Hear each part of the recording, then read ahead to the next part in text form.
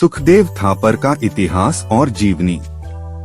सुखदेव थापर भारतीय स्वतंत्रता संग्राम के एक वीर क्रांतिकारी और शहीद थे।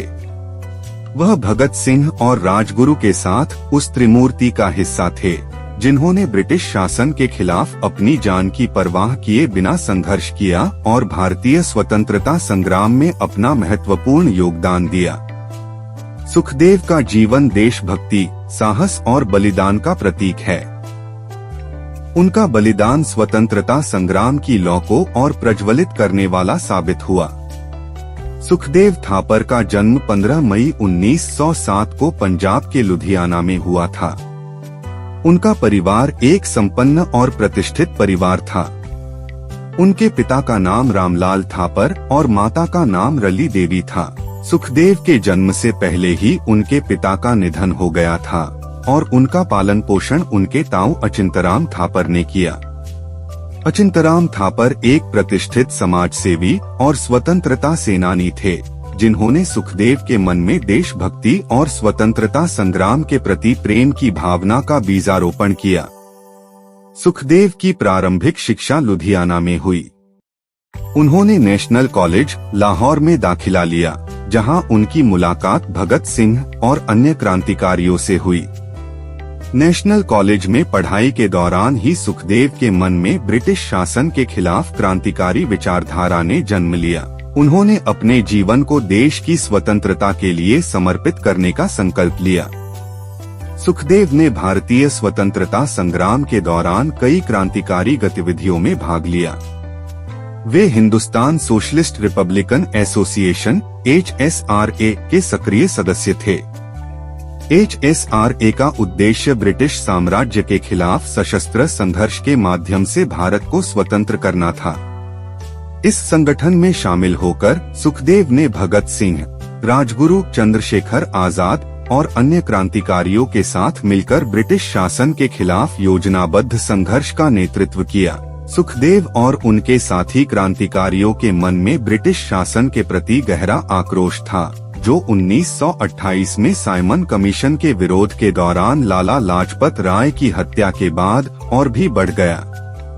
लाला लाजपत राय पर ब्रिटिश पुलिस ने बेरहमी से लाठीचार्ज किया था, जिसमें वे गंभीर रूप से घायल हो गए और बाद में उनकी मृत्यु हो गई। लाला लाजपत राय की मृत्यु का बदला लेने के लिए सुखदेव, भगत सिंह और राजगुरु ने ब्रिटिश पुलिस अधिकारी जॉन सॉन्डर्स की हत्या की योजना बनाई। 17 दिसंबर 1928 को भगत सिंह ने लाहौर में सॉन्डर्स को गोली मार दी, जबकि राजगुरु और सुखदेव ने उन्हें सहायता प्रदान की। यह घटना ब्रिटिश शासन के खिलाफ एक बड़ा विद्रोह साबित हुई और इसे भारतीय स्वतंत्रता संग्राम के इतिहास में एक महत्वपूर्ण मोड़ माना जाता है। सॉन्डर्स हत्या के बाद सुखदेव, भगत सिंह और राजगुरु भूमिगत हो गए, लेकिन ब्रिटिश सरकार ने उन्हें गिरफ्तार करने के लिए बड़े पैमाने पर अभियान चलाया।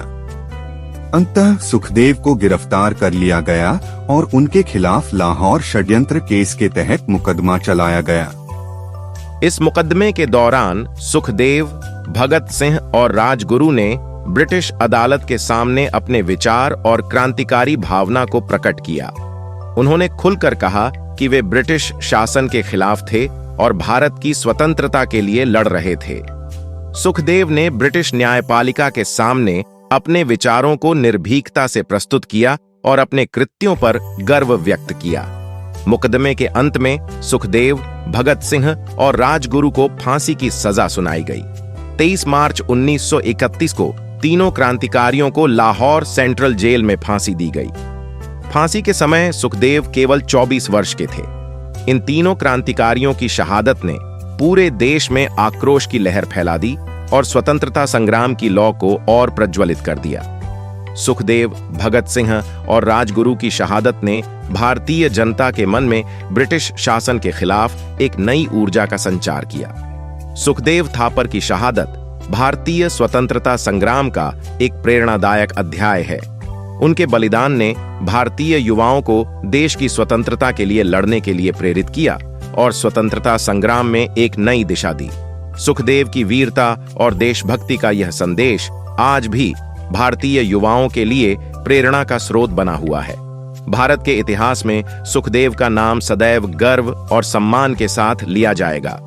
उनकी शहादत को याद करने के लिए देश भर में 23 मार्च को शहीद दिवस के रूप में मनाया जाता है। सुखदेव के जीवन और बलिदान ने हमें यह सिखाया कि जब तक देश स्वतंत्र नहीं हो जाता, तब तक संघर्ष और बलिदान आवश्यक हैं। उनका नाम भारतीय स्वतंत्रता संग्राम के महान नायकों में सदा के लिए अमर रहेगा।